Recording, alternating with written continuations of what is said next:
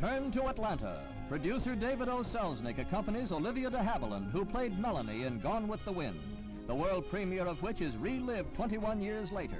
Mayor Hartsfield extends Atlanta's greeting also to Douglas Fairbanks Jr. and George Murphy.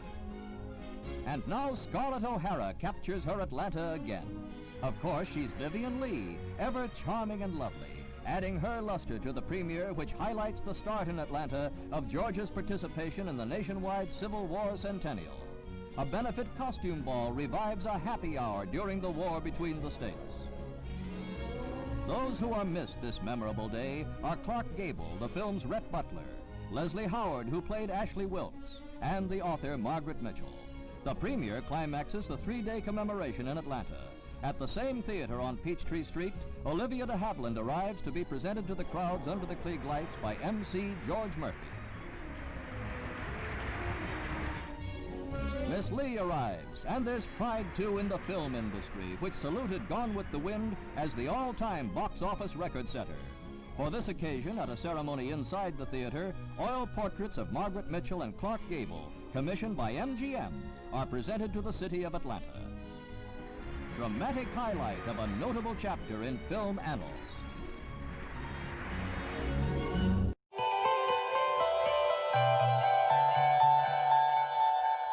No war can come into our world, Ashley.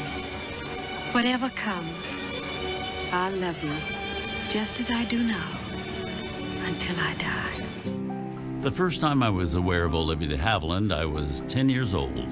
I was sitting in a movie theater in Longview, Washington, and there was Olivia de Havilland in Gone with the Wind up on that screen, confined to a rain-drenched wagon, holding a newborn baby, and trying to protect that baby from a storm raging around them, while also hiding from unfriendly Yankees patrolling the area. Well, the look on Olivia's face in that scene, a mix of physical pain, emotional fear, and great concern for the baby she's holding, is an image that I've never forgotten. I mean, I was hooked at that moment, and I've been a fan of hers ever since. After that, everything I saw or read about Olivia de Havilland impressed me more. Among them, her courageous lawsuit against her employers at Warner Brothers in 1943, something which would have been career suicide for her if she'd lost that suit and kept her off screen and without a paycheck for 3 years. But a case she won and is now in the law books as the de Havilland decision, which severely limits studios' control over their contract actors. She fought for that for one basic reason. She felt it was the right thing to do. Well, then came a wagon full of Oscar nominations for Olivia. Besides one for Gone with the Wind in 1939, there were additional nominations for Hold Back the Dawn in 1941 and The Snake Pit in 1948. The Snake Pit, a particularly challenging role addressing a very difficult issue, that of mental illness, and she is terrific in it, particularly because so much of her performance has to do with her hearing things in her mind. I mean, you swear she's just sitting alone on a bench, hearing things only she can hear. Yet the truth is, there was a crew of 75 people watching everything she's doing. Did you sleep well last night, Mrs. Cunningham? How are you today? Very well, thank you. Who is he? And why all those questions? As if he were testing me. Do you hear voices? You think I'm deaf? Of course I hear yours. It's hard to keep on being civil when they ask you such naive questions. And she's lost in this world, and she's not afraid to act a part that's very difficult to do. It's quite extraordinary. Plus, she went home with the Best Actress trophy for To Each His Own in 1946 and The Heiress in 1949. Think of it. I may never stand in this window again. I may never see Washington Square on a windy April night. Why won't you? Because I will never be in this house again. Nonsense. You and Austin will be reconciled within the year. I will never see him again in my life. For over 50 years, Olivia charmed audiences in movies, including the 9 that she made with Errol Flynn, like Captain Blood and The Adventures of Robin Hood, which made the two of them one of the great screen teams. You remember that day in Sherwood Forest? I realized then, for the first time, that what you were doing was right and that we were wrong. Now let me finish. You taught me then that England is bigger than just Normans and Saxons fighting and hating each other. That it belongs to all of us to live peacefully together, loyal only to Richard and to England. Bottom line, the more I read about this extraordinary actress and studied her work, the more I admired her. Also admired the fact that she had a very strong personal life that extended far beyond her celebrated career. Strong family ties, including a son and daughter she's always adored. I must admit, knowing Olivia has changed the course of my life. We first met on February 26, 1977, when she was in Los Angeles filming Airport 77. It's an interview which was supposed to last an hour, but turned into a lively 3-hour visit, punctuated by several bottles of champagne. And from there, a friendship began which endures to this day, 40 years later. Rarely does a Sunday go by that we don't talk on the phone. Olivia in Paris, me either in New York or California. We've traveled to some exotic locales together, and more importantly, we've laughed a great deal together, Olivia being one of the wittiest women I've ever met. Her great sense of fun being only one of the many assets she possesses as a human being. Something she said to Errol Flynn the first day they met says a great deal about Olivia de Havilland. While they were waiting to test for the leads in 1935's Captain Blood, she asked Errol Flynn casually what he wanted out of being an actor. He said, as if her question surprised him, "Well, I want success. What is it you want out of all of this?" It took her a moment to think about that, and then she said, "I want respect. Respect for doing a difficult job at making it look easy." And then she later said to me, "You know, both Errol and I were very lucky. We each got what we wanted." One of the many great gifts I've been given has been the chance to know this extraordinary lady. It's why I celebrate February 26th as a pivotal day in my life. That's the day we first met, a gift for which I'll always be forever grateful. For Turner Classic Movies, I'm Robert Osborne.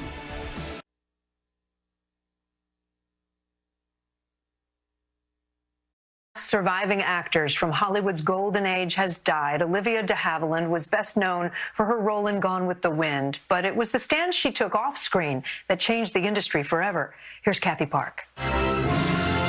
In Hollywood's golden era, Olivia de Havilland was one of the brightest stars. Best remembered for her role as Melanie Wilkes in Gone with the Wind. Oh, Scarlett, you have so much life. I've always admired you so. I wish I could be more like you. She would go on to win 2 Best Actress Oscars for her powerful performances in To Each His Own. It's Bart Cosgrove's baby. He's been shot down in France. And The Heiress. He came back with the same lies, the same silly phrases. She also made her mark behind the scenes. In a landmark lawsuit, she took down the studio system that penalized actors for rejecting roles. The legal victory became known as a de Havilland Law. But life in the spotlight wasn't always flattering. The stormy relationship with her sister and fellow actress Joan Fontaine turned into a very public feud. But it's moving moments like this in her iconic film, Oh, Scarlett, you have so much life. that won fans over. It's about struggle and it's about survival. And those are themes familiar to everyone. The veteran actress died peacefully in her sleep.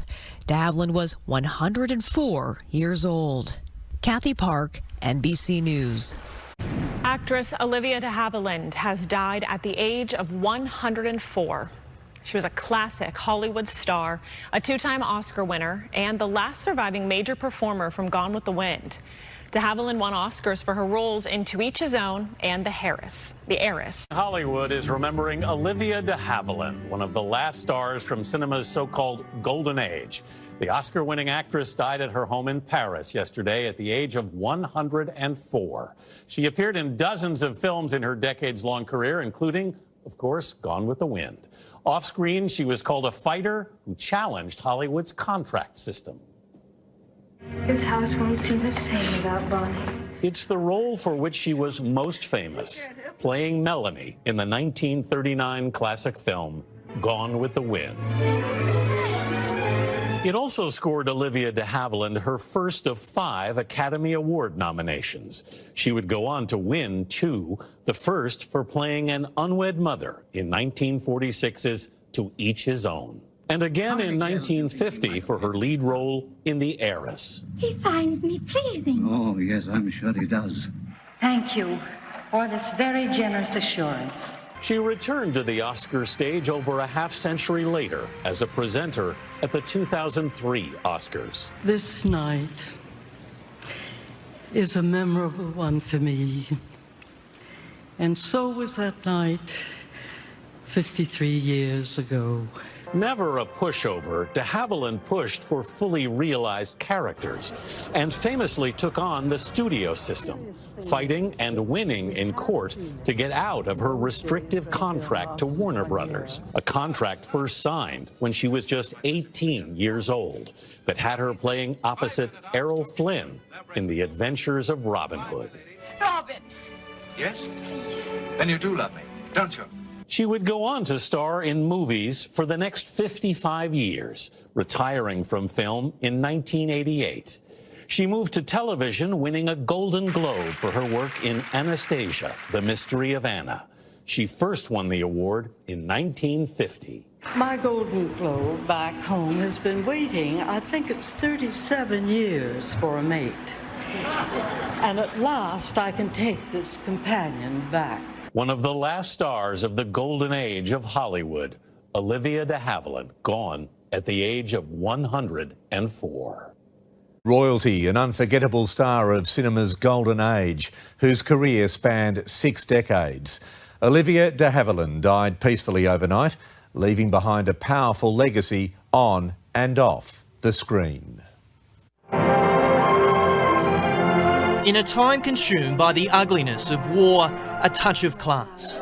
I've always admired you so. I wish I could be more like you. Olivia de Havilland's grace and beauty glistened during Hollywood's golden age. It may help my husband more. Off my finger. As she fell in love as the sainted Melanie in Gone with the Wind, the world fell in love with her. Typecast in sweet, romantic roles, it was an on-screen partnership with Australian Errol Flynn in the 1930s that would set her on a path of stardom and rumours. Because I love you, Robin, I'd come. Even the danger would mean nothing if you were with me. But de Havilland desired more than box office smashes.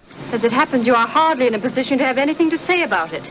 In 1943, the 27-year-old did the unthinkable. She sued studio giant Warner Brothers.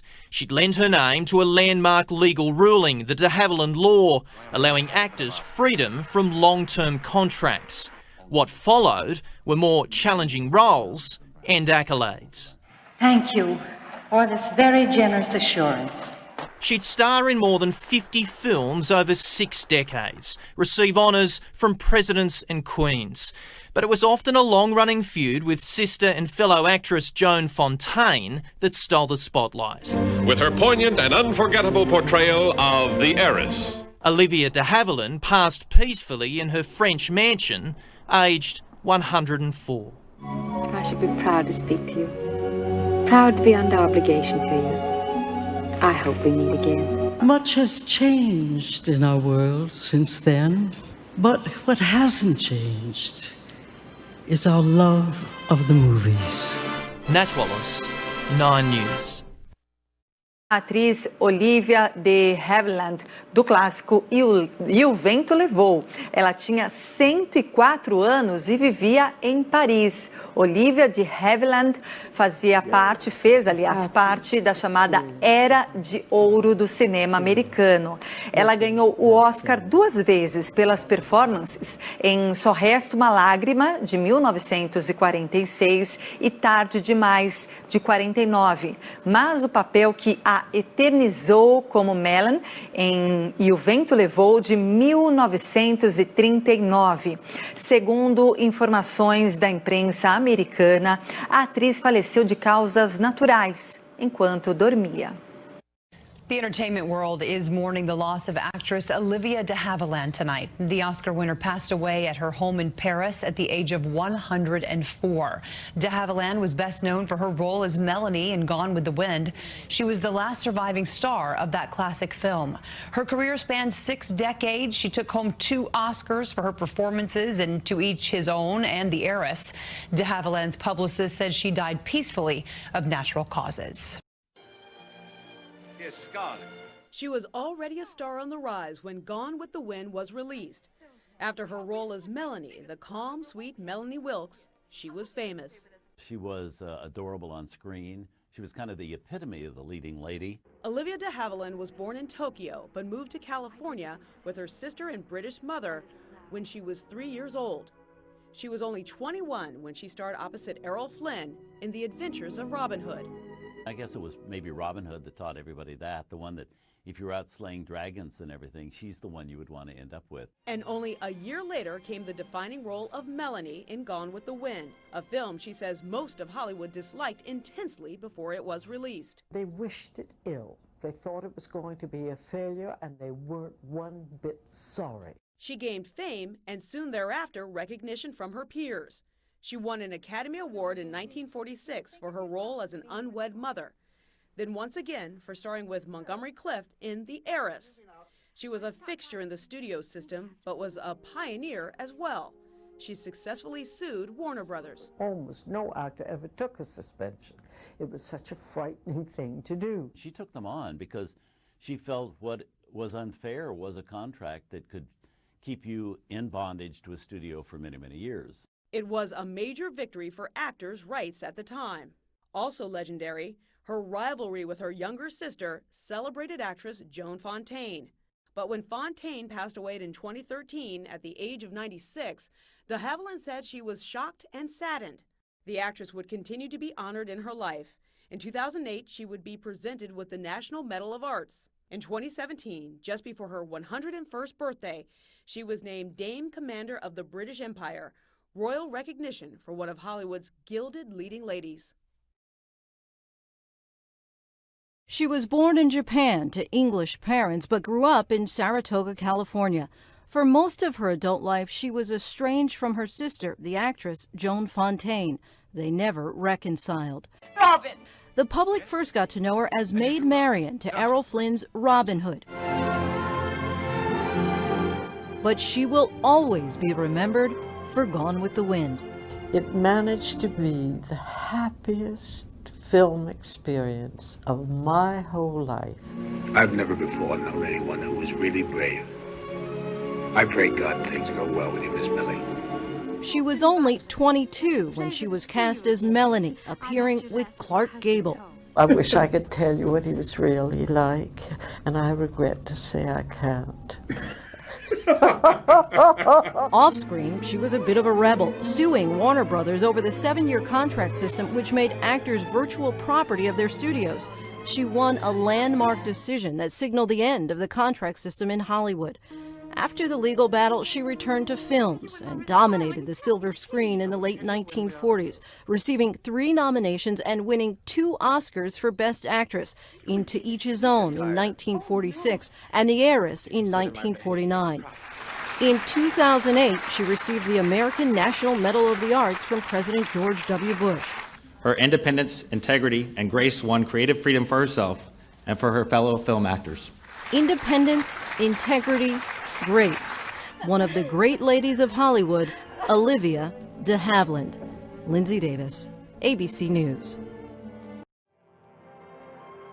Olivia de Havilland, an actress and one of the last great stars of Hollywood's studio age, has died at the age of 104. She established herself to generations as the kindly Melanie in the 1939 epic romance Gone with the Wind, and she was its last surviving star. It was an irony she herself noted, as hers was the only major character to die in the film. There were no Academy Awards for her from that film, but she went on to win 2 Oscars, including one for her role as a plain young homebody opposite Montgomery Clift in The Heiress. De Havilland had 2 marriages. Her second, to Pierre Gallant, ended in divorce, but helped foster her love of France. She died peacefully on Sunday in her Paris home. Propelled to stardom for her role in Gone with the Wind, Olivia de Havilland was one of the last links to Hollywood's golden age. Her portrayal of Southern belle Melanie Wilkes in the 1939 epic earned her the first of her 5 Oscar nominations. She had said it was one of the happiest experiences of her life. Well, I love making Gone with the Wind, and the mysterious thing is that we had a feeling in those days when a film lasted 1 year and then you never saw it again, that this film would last longer. And I think it's going to last into the next millennium too, don't you? Olivia Mary de Havilland was born in 1916 to British parents in Tokyo and moved to California 3 years later. At the beginning of her career, she was often typecast in romantic roles, but the doe-eyed actress sought bigger challenges. In 1943, she won a lawsuit against Warner Brothers, who repeatedly extended her contract even as she continued to refuse scripts. She went on to earn an Academy Award in 1947 for To Each His Own, and a second for The Heiress 3 years later. De Havilland had been nominated for an Oscar in 1942 for Hold Back the Dawn, but the prize was taken by her sister, Joan Fontaine, with whom she had a bitter feud. De Havilland married and divorced twice, having 1 child with each of her husbands. Aged 104, she died peacefully at her home in Paris on Sunday. Gone with the Wind star Olivia de Havilland has passed away at the age of 104. The actress's publicist says she died of natural causes at her home in Paris today. The Oscar winner was the last remaining major performer from the hit film, playing Melanie Hamilton in the classic. Aside from her acting, she was also known for successfully suing Warner Brothers for suspending actors for turning down roles and extending contracts without consent. Olivia de Havilland, one of the last remaining stars from the golden age of Hollywood, has died at the age of 104. De Havilland's career spanned more than 50 years and almost 50 feature films, and she was the last surviving star from Gone with the Wind 1939. The film earned her one of her 5 Oscar nominations. De Havilland, who had lived in Paris since 1960, was central in taking down Hollywood's studio system, giving actors better contracts. She also had a tempestuous relationship with her sister, fellow Oscar-winning actress Joan Fontaine. At the time of her death, De Havilland was the oldest living performer to have won an Oscar. She died of natural causes at her home in the French capital, her publicist said. Olivia Mary de Havilland was born in Tokyo in 1916 and soon moved to California with her family. She made her breakthrough in Captain Blood opposite Errol Flynn, and the pair developed an immediate chemistry. De Havilland was then cast in the role of Melanie in David O. Selznick's epic adaptation of the Margaret Mitchell novel Gone with the Wind. She lost the Best Supporting Actress Oscar to Hattie McDaniel, who played Mammy in the film, but she did win a Best Actress Oscar in 1946 for her role in To Each His Own, and then a second for The Heiress in 1949. De Havilland also famously turned down the role of Blanche DuBois in the 1951 adaptation of A Streetcar Named Desire. Vivien Leigh won an Oscar for the role. De Havilland continued to act until the late 1980s, winning a Golden Globe in 1986 for Anastasia, The Mystery of Anna. Off-screen, she took on the studios at a time when they had complete control over their stars. Backed by the Screen Actors Guild, she took Warner Brothers to count in 1943, when it added time to her original contract as a penalty for turning down roles. The California Supreme Court ruled in her favor in what became known as the De Havilland Law. which Lucien de Grip Studios had on the actress. Much has been made of her feud with her sister. The pair reportedly had a difficult relationship from childhood. It was exacerbated by them both being nominated for Best Actress in 1942, with Fontaine winning out. De Havilland was also reportedly angered by Fontaine's comments about her new husband, Marcus Goodrich, whom de Havilland married in 1946. And there was also disagreement over medical treatment for their mother in 1975. De Havilland was created a dame in the 2017 birthday honors list within weeks of her 101st birthday. Source BBC News. Please subscribe to my channel. Thanks for watching.